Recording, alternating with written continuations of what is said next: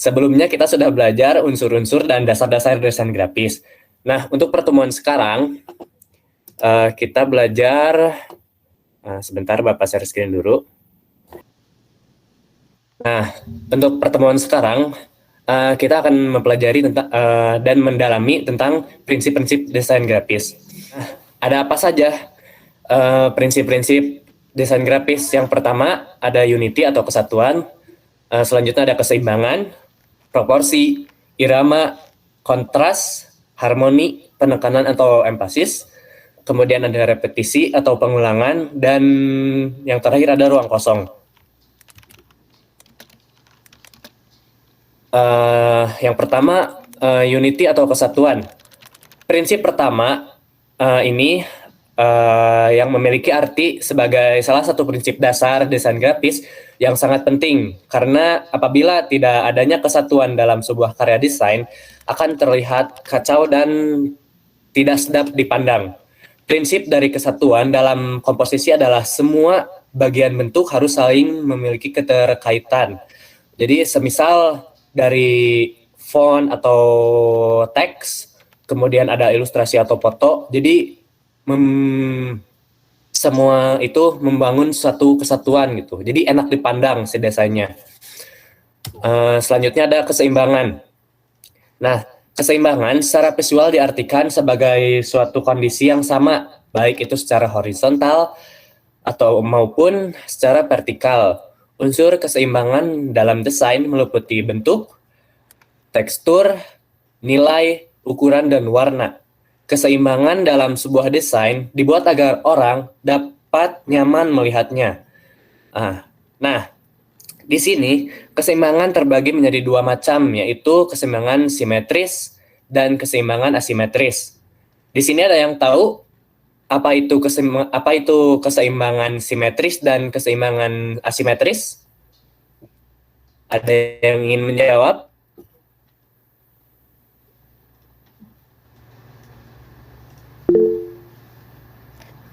Silahkan, Nur Padli. Ya Pak,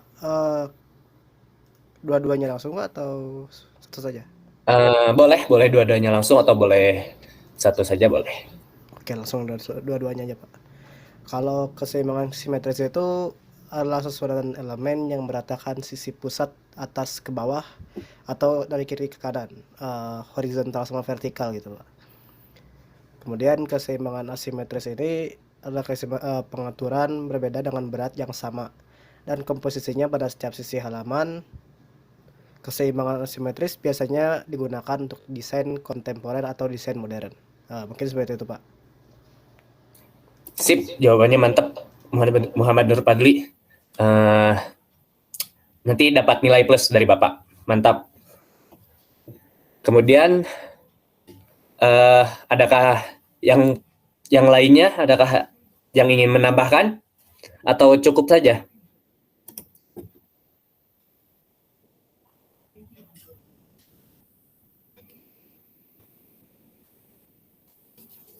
Cukup Pak. Baik. Selanjutnya ada proporsi. Nah, desain juga harus memenuhi prinsip proporsi, yakni perbandingan ukuran yang digunakan untuk membantu membandingkan panjang dan lebar antara gambar dengan bidang gambar yang lainnya. Untuk membuat desain yang proporsional, kalian bisa menggunakan kotak untuk membuat kerangka dengan margin, kolom, dan jarak sehingga membentuk suatu keserasian. Yang selanjutnya ada irama atau ritme. Nah, irama yang menjadi sebuah pola pengulangan terus-menerus secara teratur yang dibuat dari adanya unsur-unsur yang berbeda. Irama dapat mengajak mata kita untuk mengikuti pergerakan objek. Dalam desain, prinsip irama sesungguhnya adalah hubungan pengulangannya dari berbagai bentuk ini rupa yang menjadi kunci visual ritme. Yang selanjutnya ada kontras. Di sini juga terdapat hal untuk menghindari elemen desain dalam satu halaman yang terlihat sama ataupun serupa. Nah, itu disebut kontras. Kontras diciptakan dari suatu hal yang berbeda. Perbedaan tersebut bisa dilihat melalui warna perbedaan atau ukuran, bentuk, dan lain sebagainya. Terkadang, kontras menjadi visualisasi yang paling menarik perhatian orang dalam melihat sebuah halaman tersebut. Kemudian ada harmoni. Selanjutnya ada prinsip harmoni atau keserasian yang memiliki fungsi sebagai faktor yang mengamankan agar suatu desain tidak terkesan terlalu ramai. Jika kontras memberikan kesan kuat dan aktif sehingga menarik perhatian, harmoni justru akan menunjukkan kesan pasif atau sebaliknya. Selanjutnya ada penekanan atau empasis. Desain perlu memiliki prinsip penekanan yang berarti suatu hal yang menjadi fokus atau yang mendapatkan perhatian pertama. Pada bagian penekanan ini, tata letak merupakan kebutuhan yang penting untuk menarik pandangan orang. Kemudian ada repetisi atau pengulangan.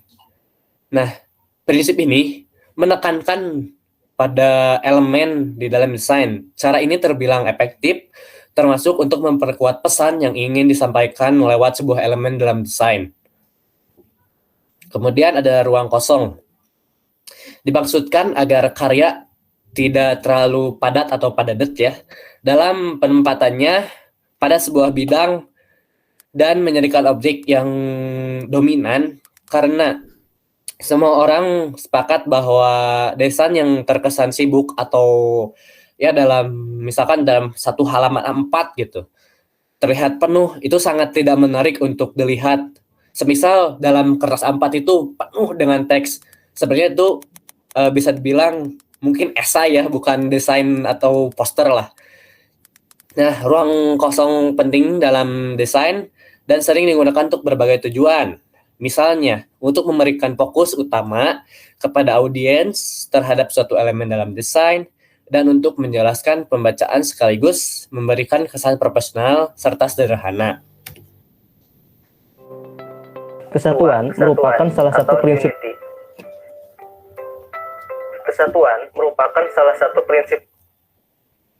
satu prinsip dasar yang sangat penting. Tidak adanya kesatuan dalam desain akan membuat karya terlihat cerai-berai dan kacau balau. Desain dikatakan menyatu apabila secara keseluruhan tampak harmonis. Terdapat kesatuan antara tema, tipografi, ilustrasi, atau foto. Kesatuan diperlukan dalam karya grafis yang mungkin terdiri dari beberapa elemen di dalamnya. Dengan adanya kesatuan itu, dengan diperoleh fokus yang dituju. Tiga, ritme. Ritme adalah pembuat desain menyatukan. Bisa juga adalah pembuatan desain atau variasi dari komponen-komponen desain grafis. Irama dihasilkan oleh unsur-unsur yang berbeda, irama dan unsur serupa serta konsistensi. Irama meliputi regular, mengalir atau flowing, dan prosesif gradual. 4. Penekanan. Untuk ada hal yang menonjolkan lebih dari yang lain. Tujuan utama penekanan ini adalah untuk mewujudkan hal itu sehingga dapat mengarahkan pandangan halayak sehingga akan tersalur. Tapi yang perlu diingat adalah tidak semua elemen harus ditonjolkan, karena bila itu terjadi, desain akan berakhir terlalu ramai dan pesan tidak dapat disampaikan. 5. Proporsi.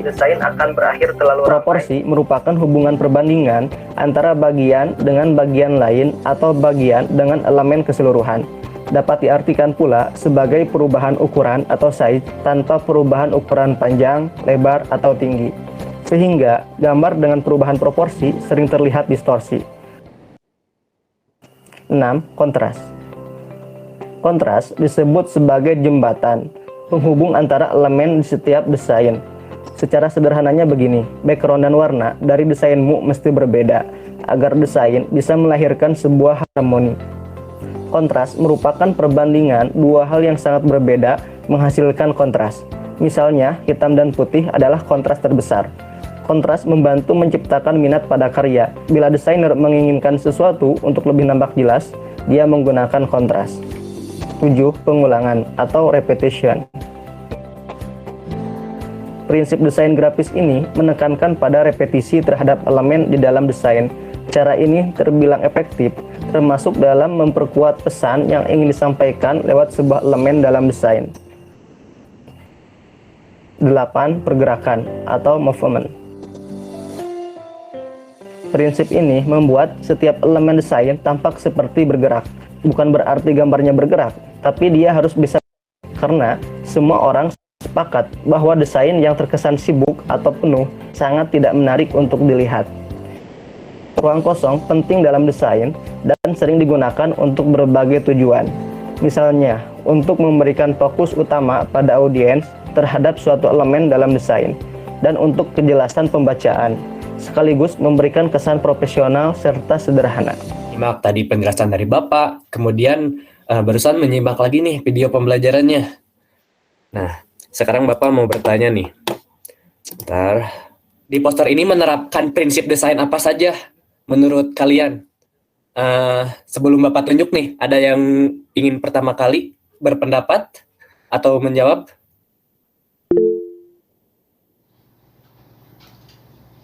Ya, silakan. Nur Padli dulu deh. Nur Padli. Lagi, silakan. Ya Pak, ada unity atau kesatuan Pak, karena ada kesatuan dari tema, tipografi atau teks sama ilustrasinya Pak. Sip, mantap jawabannya Padli. Kemudian barusan ada Nicholas. Silakan Nicholas. Ya Pak, di poster ini terdapat ruang kosong pada latar yang membuat tampilannya tidak sesak Pak. Sip, bagus Nicholas jawabannya. Yang lain, Sepi atau Paris? Oh ya, silakan. Sepi dulu ya, Paris mengalah ya. Silakan Sepi. Iya Pak, jadi kontras dari warna latar biru gelap ke biru cyan tuh dengan warna font yang putih. Sip. Sepi, jawabannya mantap sekali. Kemudian Paris.